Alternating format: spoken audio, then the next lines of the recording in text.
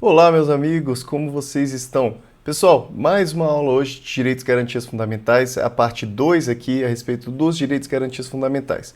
Gente, eu já vou explicar para vocês como que vai ser dessa aula em diante aqui com relação a esses direitos aqui. Gente, temos já aulas que tratam a respeito desse assunto e são aulas que tratam ali artigo por artigo, que vai ser fundamental para a gente. Pessoal, a maioria dos cursos nem traz esses artigos do artigo 5º, 6º, 7º explicados. Normalmente os cursinhos eles não trazem eles pressupõem que as pessoas vão ler ali os artigos e tudo mais. Efetivamente não são os artigos mais complicados realmente, mas são artigos que um ou outro traz alguma situação um pouquinho mais capciosa de questão, um pouquinho mais complicadinha de prova. Então o que acontece? A gente vai, eu vou utilizar desse material e vou colocar artigo por artigo aqui. Da mesma forma como foi lá para escrevente do TJ São Paulo, eu vou colocar agora também todas as aulas de Direitos e Garantias Fundamentais. São algumas aulas aí tratando todos os incisos do artigo 5º e tudo mais. Essas situações aí que são extremamente importantes e uma análise mais legalista. Eu estou trazendo essa parte mais teórica inicialmente, que é justamente para a gente poder depois utilizar da letra da lei, ali, da letra da Constituição Federal e estudar ali artigo por artigo. E posteriormente a gente vai trazer ainda, eu vou trazer para vocês alguns julgados, umas jurisprudências para a gente complementar o estudo a respeito da letra da lei do artigo 5º, tá? Eu recomendo que vocês assistam todas as aulas ali do artigo 5º, especificamente também do artigo 6º, essas aulas mais artigo por artigo lá, que elas também vão ser extremamente importantes para quando você for resolver as questões, tá? Então, já dizendo para vocês, são materiais selecionados especificamente para o seu concurso de TRE São Paulo. No entanto, eles são materiais já utilizados para outro curso, para o curso de escrevente, tá? Com uma ou outra adaptação só, mas no geral é basicamente a mesma aula, tá? Acredito que só talvez a primeira aula ele já não está com um áudio 100% perfeito, mas todas as outras aulas elas estão com um áudio bem legalzinho ali e vocês não vão ter problema nenhum, tá? Mas só para explicar isso para vocês, que posteriormente essas aulas de letra de lei do artigo 5º, a gente vai colocar lá algumas jurisprudências para a gente complementar o estudo, já que para a prova do TRE São Paulo é necessário que você tenha um pouquinho mais de embasamento, um pouquinho mais de base teórica do que para o concurso de escrevente. Mas quando vem aí questão sobre o artigo 5º, geralmente são questões mais realmente legalistas, trazem ali exatamente o que está escrito ali na Constituição e é importante que você decore o que está dizendo lá na Constituição Federal de 1988, beleza? E isso com as aulas você com certeza vai conseguir, porque as aulas de lá para escrevente elas foram direto ao assunto, elas foram realmente completas, então você não vai ter nenhum problema com relação a isso. Então, gente, começando agora aqui a parte mais teórica mesmo, segunda parte dessa teoria realmente da parte doutrinária e direitos e garantias fundamentais, isso vai te ajudar muito, tá? Isso vai trazer um embasamento para você. Gente, primeiramente, quem são os destinatários dos direitos fundamentais? A quem se destinam esses direitos? Esses direitos eles se destinam aos brasileiros e estrangeiros residentes, tá? E além dos brasileiros e estrangeiros residentes, aí, o que eu vou dizer para você, ó, com relação a essa expressão residentes, isso daqui é o que a Constituição Federal diz, que ela se destina aos brasileiros e estrangeiros residentes. No entanto, o que acontece? O STF, a nossa Suprema Corte, ela tem entendido que essa expressão residentes ela tem que ser vista aqui com uma parcimônia, porque na realidade aqui os direitos e garantias fundamentais eles vão servir para qualquer pessoa que estiver aqui, mesmo que um turista, por exemplo, no Brasil, ele pode aqui se utilizar de alguns direitos e garantias fundamentais. Então, por exemplo, é óbvio que vem aqui uma pessoa, um estrangeiro, está aqui transitando pelo país e tudo mais, e ele acaba sendo preso sem motivo nenhum, não acontece nada e ele é preso. Vocês acham mesmo que ele não ia poder impetrar um habeas corpus? É óbvio que ele poderia, porque embora o habeas corpus seja um direito, uma garantia fundamental ali do artigo 5º, e embora ele seja um estrangeiro não residente, é óbvio que ele pode se utilizar de alguns direitos e garantias fundamentais, tá, gente? Então, Tendo isso em vista, a gente pode entender que a Constituição Federal, embora ela diga lá residentes, os direitos e garantias fundamentais, eles também se aplicam para os não residentes, tá? Estrangeiros não residentes. Aí eu falo brasileiros natos e naturalizados, estrangeiros residentes e não residentes, e até mesmo para os apátridas, que são aquelas pessoas que não possuem vínculo político, não possuem vínculo jurídico com nenhuma nação, com nenhum estado. Então, dito isso, eles então se aplicam para basicamente qualquer pessoa. A gente tem que tomar cuidado porque alguns dos direitos fundamentais se aplicam somente aos cidadãos. Cidadãos são aquelas pessoas que possuem os direitos políticos. Então, os direitos políticos vigentes possuem um vínculo jurídico com o Estado e estão ali no gozo dos seus direitos políticos. Então, não possuem nenhum tipo de perda da nacionalidade, nenhum tipo de suspensão da nacionalidade, não possuem situações que o impeçam de exercer a cidadania, eles podem exercer alguns desses direitos. Exemplo aqui, a própria ação popular. É necessário que você seja um cidadão para poder aqui entrar com uma ação popular.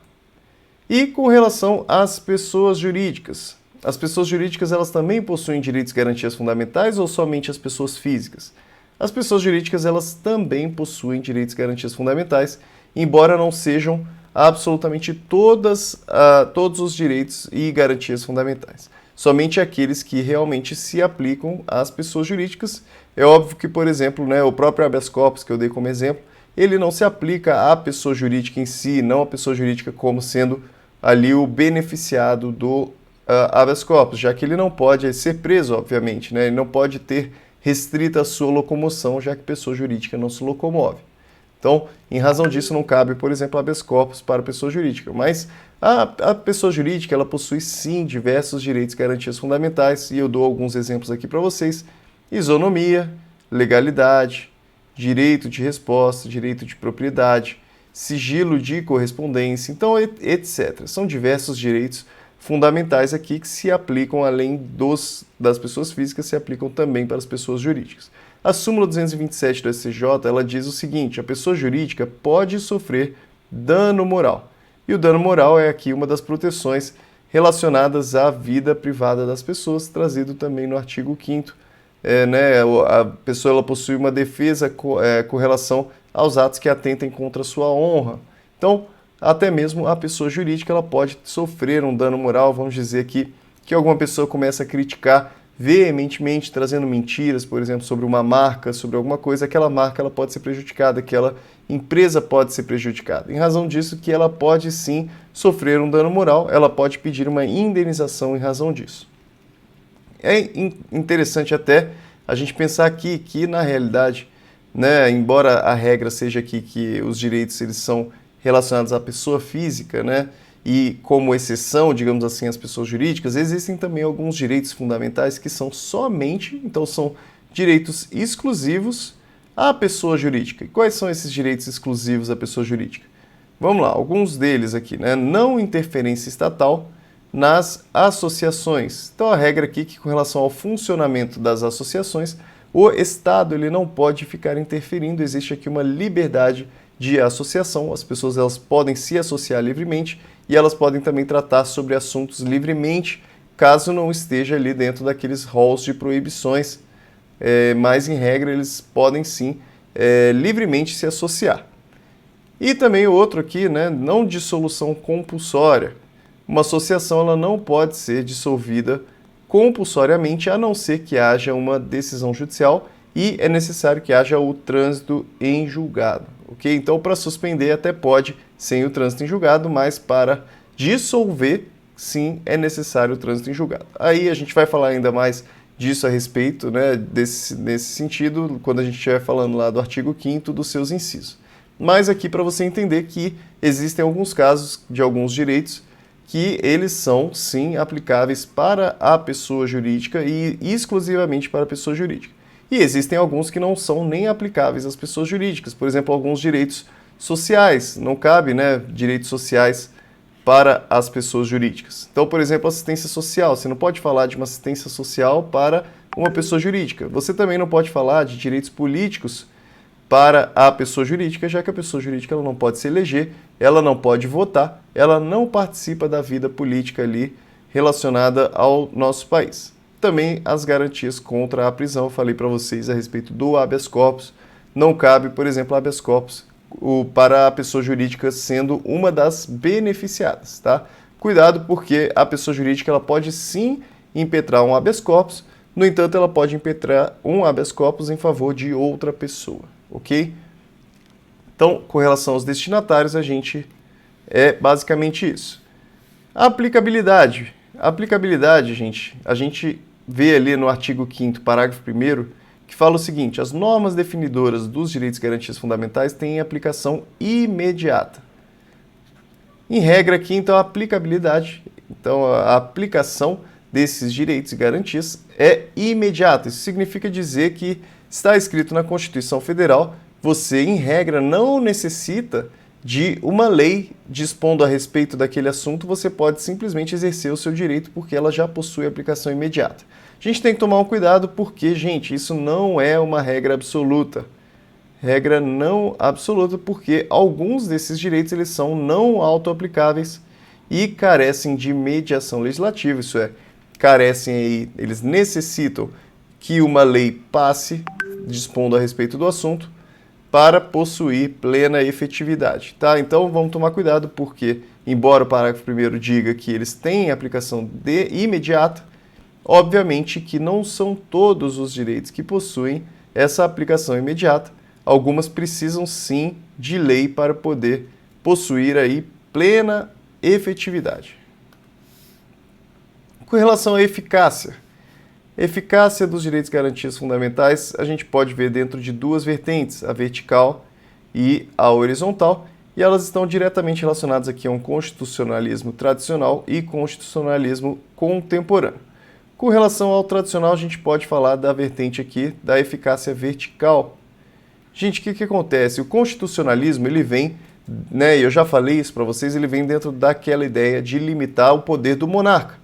Tá? Então, toda a ideia, e essa é a ideia da primeira geração de direitos fundamentais, primeira dimensão de direitos fundamentais, que é limitar o poder do monarca.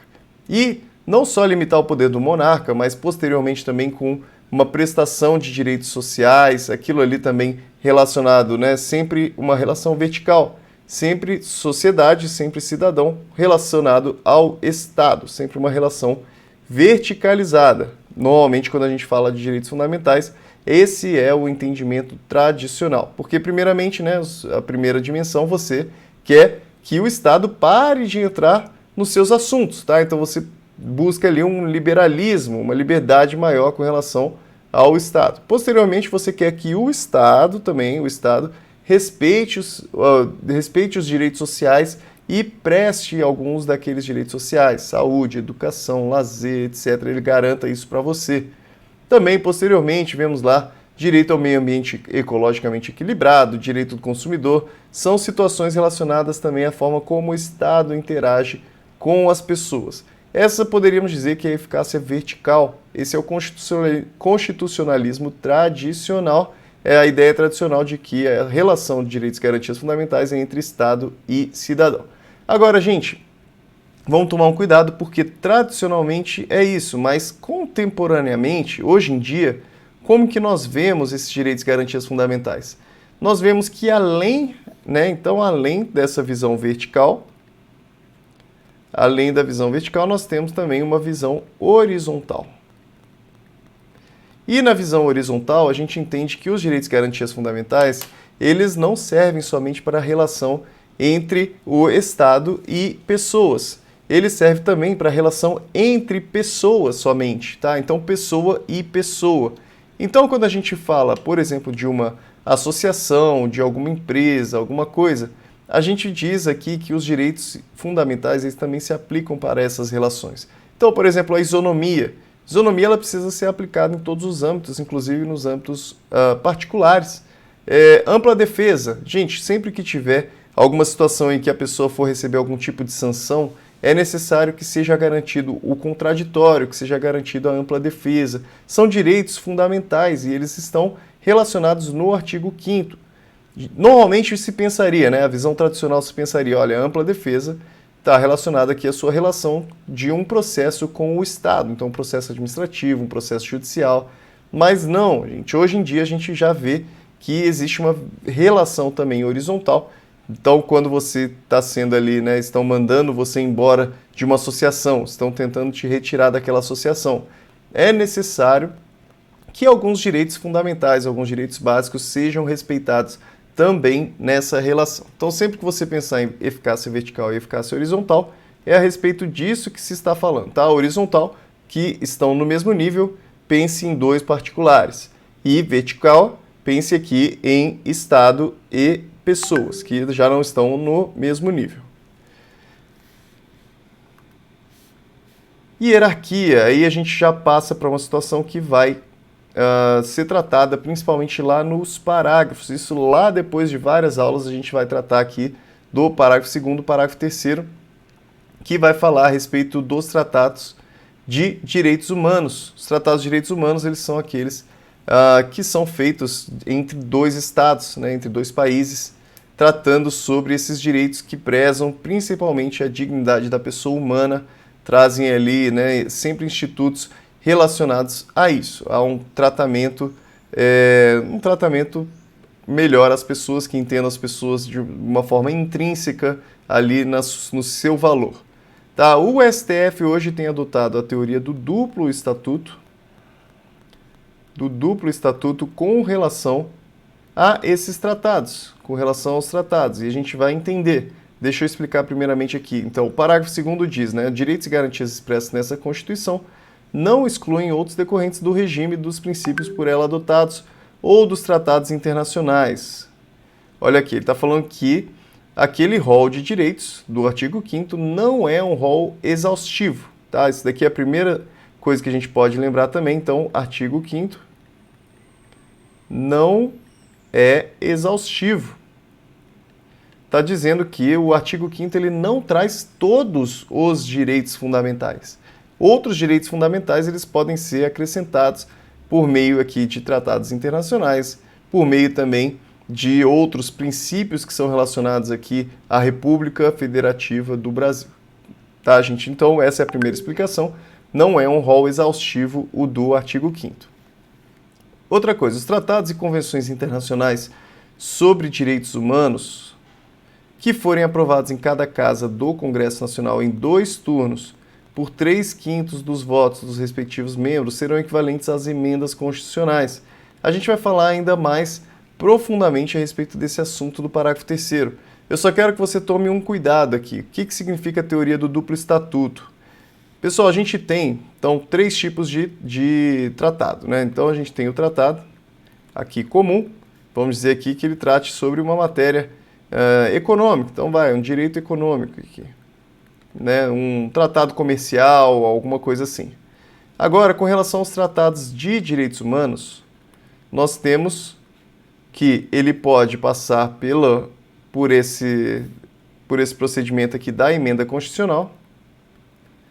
Ele pode passar pelo procedimento da emenda constitucional, que aí ele vai ser considerado Constituição Federal. Tá? Para todos os efeitos aqui, ele vai ser considerado como uma emenda que faz parte aqui de uma reforma à Constituição Federal, ou ele pode ser considerado com um caráter supralegal. O que significa supralegal? Significa que ele não passou pelo procedimento de emenda constitucional, mas ele é um tratado de direitos humanos. Em razão dele ser um tratado de direitos humanos que o Brasil aderiu, significa que ele não está na Constituição Federal, então ele não está naquele patamar máximo nosso, mas ele também não é norma infraconstitucional, ele não é norma legal. Ele está entre os dois, ele é supralegal, ele está acima da lei, mas abaixo da Constituição Federal. É isso que o STF, né, essa é a teoria que o STF adota hoje, que é a teoria do duplo estatuto. Por que duplo estatuto? Porque os direitos humanos, os tratados de direitos humanos, possuem essa dupla percepção.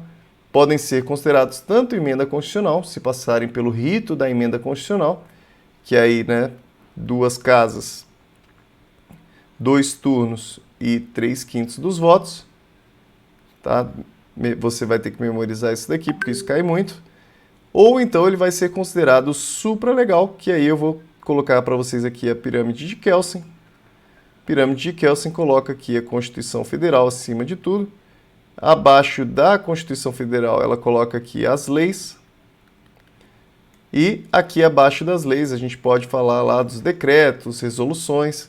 E então, qual que é essa teoria do STF? É de que se o Brasil aderiu e já foi internalizado, né, esse tratado, ele vai ficar aqui, ó, vai ficar aqui no meio do caminho, entre a Constituição Federal e entre as leis, tá? Então a gente tem aqui esse Tratado de Direitos Humanos que não passou pelo rito da emenda constitucional. Por isso que se chama supralegal. A gente tem alguns casos aqui, então, por exemplo, a questão do depositário infiel, né? A Constituição Federal diz que o depositário infiel ele pode ser preso. E por que que ele não é preso no Brasil? Por que que isso não ocorre no Brasil? Porque nós temos um tratado supralegal de direitos humanos, ele inviabiliza que haja aplicabilidade com relação a essa situação da Constituição Federal. Tá? Então, em razão disso, né, na Constituição Federal diz assim, ó, não diz que é obrigado a se prender, né? Ela diz que pode sim ser criada hipótese de prisão. Pode ser criada hipótese de prisão. Aí vem aquele Tratado de Direitos Humanos e fala, olha, não vai se prender quem for depositário infiel, somente vai se prender quem estiver devendo pensão alimentícia, devendo alimentos. Ok? Então, ele acaba retirando a possibilidade de eficácia das leis. Então, quando a lei for buscar fundamento, ele vai buscar na norma supralegal, e na norma supralegal já está dizendo que não cabe a prisão por dívidas, a não ser em razão de devedor de alimentos. Tá? Se ficar alguma dúvida, depois você me informa. Mas é isso daqui a respeito da hierarquia. E com relação à classificação dos direitos fundamentais, para a gente finalizar nossa aula aqui de Direitos e Garantias Fundamentais, ele é dividido basicamente em direitos e deveres individuais e coletivos, direitos e deveres individuais e coletivos, também direitos sociais, direito de nacionalidade, direitos políticos e partidos políticos. 1, 2, 3, 4, 5. Então, direitos fundamentais são 5 tipos diferentes.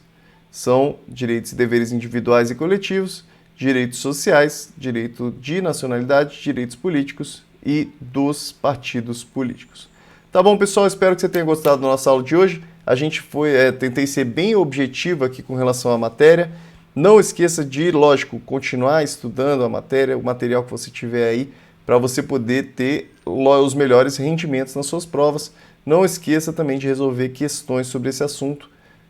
Com relação a esse assunto, não precisa fazer, né, filtrar tanto ali por cargo. Tente filtrar mais ali, principalmente para os tribunais. Evite as questões de juiz, de promotor, que serão talvez muito mais complexas nesse assunto aqui. Mas com relação a todo o restante, vocês podem resolver, tanto de técnico quanto de analista. Podem ficar à vontade que vocês vão conseguir resolver a parte teórica. Mas depois que vocês lerem, principalmente ali, e virem as aulas a respeito do artigo 5º, aí sim vocês vão resolver com mais tranquilidade ainda, tá? Muito obrigado, pessoal. Até a próxima aula. Um grande abraço.